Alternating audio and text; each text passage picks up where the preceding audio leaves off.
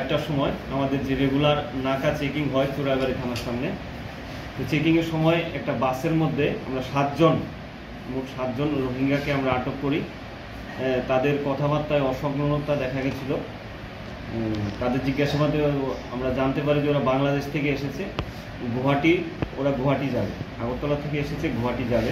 একটা বাসে করে এসেছিল, যে বাসটা দিয়ে এসেছিল বাসটার নাম্বার ML05T8382। ওদের নামটা কি স্যার? মহিলা কয়জন, পুরুষ কয়জন? মহিলা 3 জন, বাচ্চা ছোট বাচ্চা 2 জন, আর 2 জন পুরুষ। আব্দুল ইলাহি, আর তারপরে আছে আব্দুল শুকুর, রমিদা বেগম, রুহিনা বেগম,